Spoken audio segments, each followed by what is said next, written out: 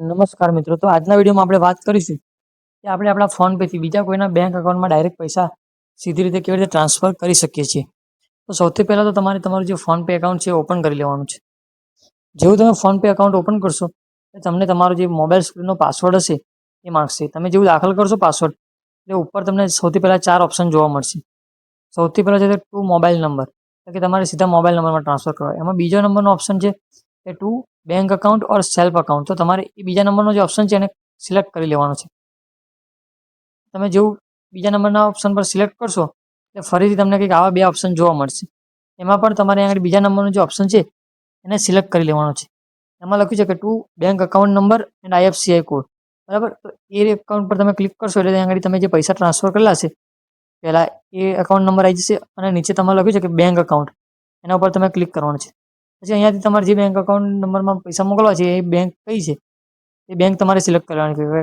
એ bank કઈ છે તો અહીંયા મેં સિલેક્ટ કરેલી છે SBI, બરાબર, સ્ટેટ બેંક ઓફ ઇન્ડિયા. જેવું તમે સિલેક્ટ કરશો એટલે નીચે આગળ તમારો એકાઉન્ટ નંબર જે હોય, જે ભાઈને તમારે પૈસા મોકલવા હોય એનો એકાઉન્ટ નંબર નાખવાનો રહેશે, બરાબર. તો અહીંયા આગળ તમારે તમારો જે ભાઈને મોકલવાના છે પૈસા એનો એકાઉન્ટ નંબર અહીંયા આગળ દાખલ કરવાનો રહેશે. જેવું તમે એકાઉન્ટ નંબર દાખલ કરશો બરાબર, પછી તમારે નેક્સ્ટ બટન પર ક્લિક કરી લેવાનું. જેવું નેક્સ્ટ કરશો એટલે તમારે આગળ તમે જોઈ શકો છો નામ આવી ગયું છે જે ભાઈને પૈસા મોકલવાના છે. પછી તમારે પ્રોસીડ ટુ પે ઉપર ક્લિક કરવાનું રહેશે, બરાબર. જેવું તમે પ્રોસીડ ટુ પે ઉપર ક્લિક કરશો એટલે આ રીતે એક પેજ ખોલીને આવશે. અહીંયા આગળ તમને એવું કહેશે કે તમારે કેટલા પૈસા ટ્રાન્સફર કરવા છે. તો અહીંયા આપણે ખાલી ₹1 ટ્રાન્સફર કરવા માટે ₹1 લખી દઈશું, 1 લખી દઈશું અને આ લીલા કલરનું જે બટન છે પે, એના ઉપર ક્લિક કરીશું.